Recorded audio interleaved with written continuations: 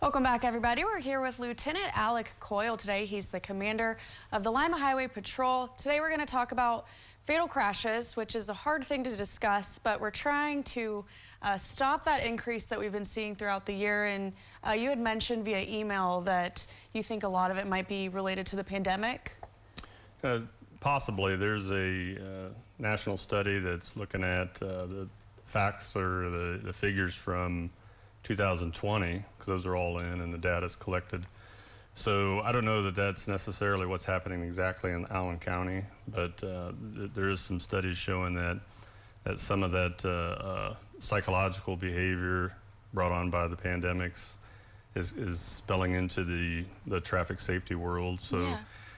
you may see that what they're seeing at the national level is maybe a percentage of the population that maybe drives more reckless or negligent. And last year we saw a dramatic increase in vehicles that were traveling like over 100 miles an hour and doing other reckless behavior. And I saw in that study, a part of it was saying that stress is a big reason for it. And I would assume in December, a lot of people's stress levels are high. So we need to take some precautions and maybe do some meditation and try to just not release our anger on the road. Yeah, I mean, what we're look for, or what we hope to see from the motoring public, is that they look at their driving as a big responsibility, and that they'll take it seriously and avoid distractions. Certainly don't drive impaired, and then another big thing is simply wearing a seatbelt. It's a very fast thing to do, and folks can do it and set you up for success and safety. And we're still in the midst, obviously, of the holiday season. What advice do you have people who are out and about at holiday parties, visiting family, that kind of thing? Obviously there's winter driving tips. You want to make sure that you have enough gas at all times. So top off probably more frequently than you normally do.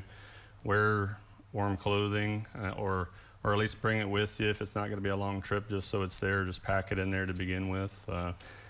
Some kind of a stable food or granola bars or something, and some water.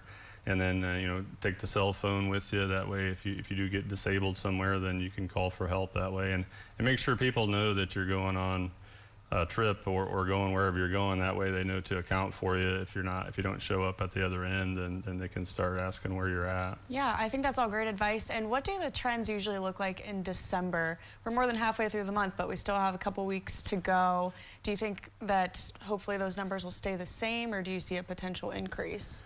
Yeah, a fatal crash, for example, could happen at any time. Mm-hmm. And so, during this holiday season, the law enforcement community here in the county, as a group, will sort of be teaming up to be out and about more so than normal. There'll be federal overtime granted to the agencies to have more officers out there.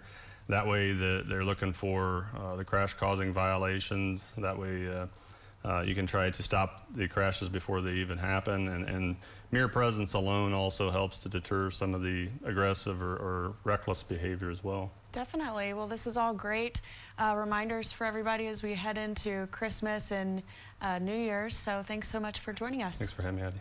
In addition, I'll be right back with medical news.